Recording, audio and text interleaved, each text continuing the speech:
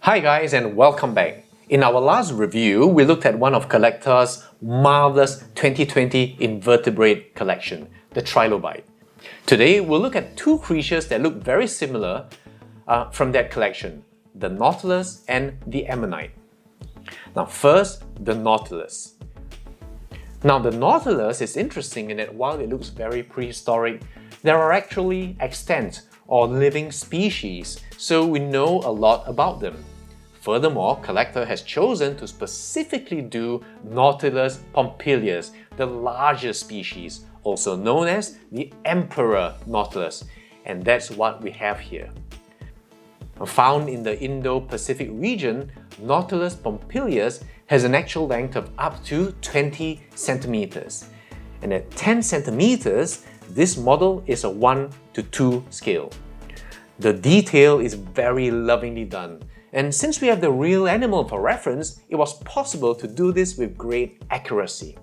Now here we have the characteristic shell and its counter-shading colors, which of course reflect what the living animal has. You see the off-white shell with the brown-orange stripes painted very realistically, and you can see how it really fades into the shell over here and also into here. Right? It looks like living color, living pigmentation. Unfortunately, these stripes in black look just too starkly painted on.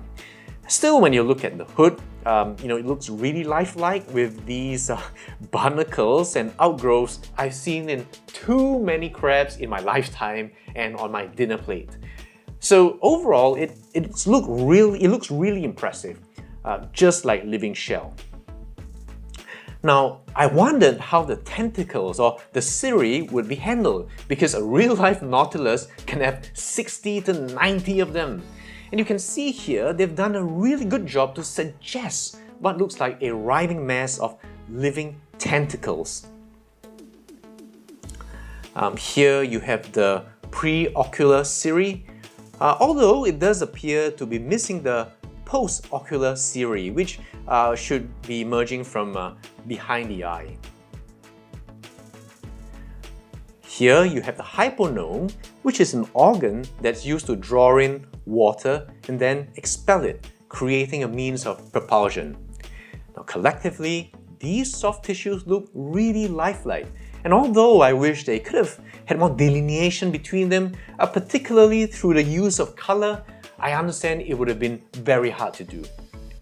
And finally, I should say a very nice bonus is that this stands very well balanced on its own. Now let's move to another common creature you would have seen in the beginning pages of any dinosaur book, the Ammonite. CollectA again has chosen to go with a named species, this one called Pleuroceras. Now I found it very hard to get information on how big exactly this species was, but the closest I could find was based on some fossils for sale, suggesting a diameter of 4 centimeters or 1.5 inches. Now at about 6 centimeters, that makes this a 1.5 to 1 scale. Still, ammonites could grow as large as 2 meters in diameter, so that makes Pleuroceras a little guy. If anyone has more accurate numbers, please enlighten me in the comments below. Now, you can't help but notice its similarity to a squid or cuttlefish, and in fact, ammonites have often been called a squid or cuttlefish with a shell. Now, ammonites are in fact distantly related. You see here a ring of arms surrounding the mouth into which the condemned are consigned. There's no beak, however. Actually, give me a minute.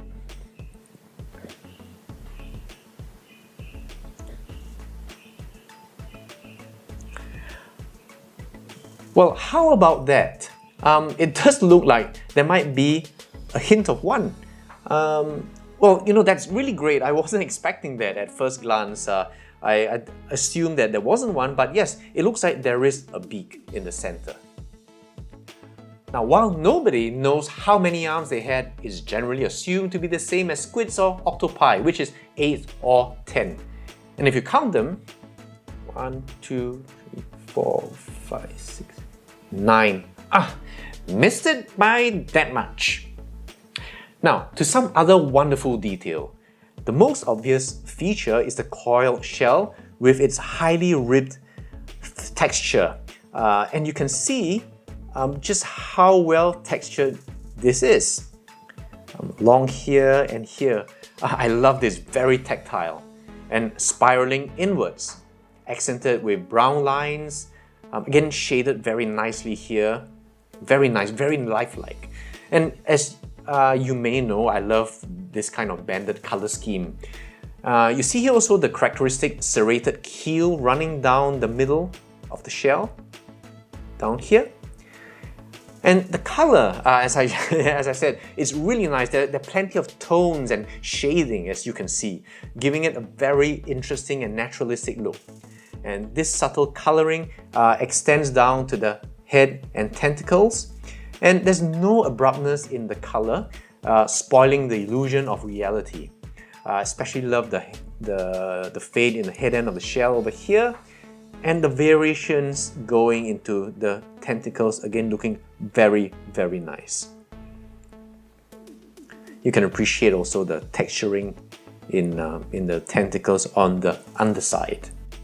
Now you see here also the hyponome. Although I understand this structure is not confirmed but rather inferred in ammonites, so we can generally assume it had one for propulsion. So if one of you know, please do comment below. Unfortunately, this doesn't stand. I tried everything and I can't make it stand for love or money. Now I wrote to Everything Dinosaur and they've confirmed it's not because I have a warped specimen. It seems like all the specimens are the same, which is a shame. They, however, have notified CollectA of the issue and hopefully future runs will have this problem sorted out. Now, in case you're interested, there are a couple of differences between Nautili and Ammonites, and both are actually internal to the animals.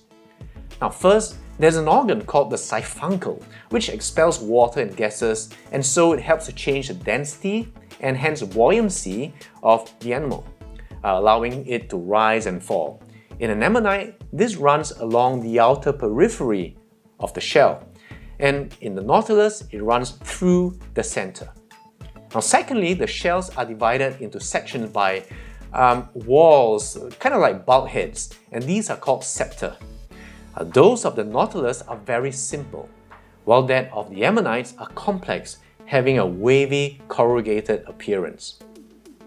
So, together with the trilobite, these guys are the only representations I have of prehistoric invertebrates in my collection, and I am happy that these ones by CollectA are so well done, they really deserve to be there. I'm suffering a little from the flu, and really looking at these seem to work wonders for my health. Alright, so see you guys soon with another video. Meanwhile, have a great weekend.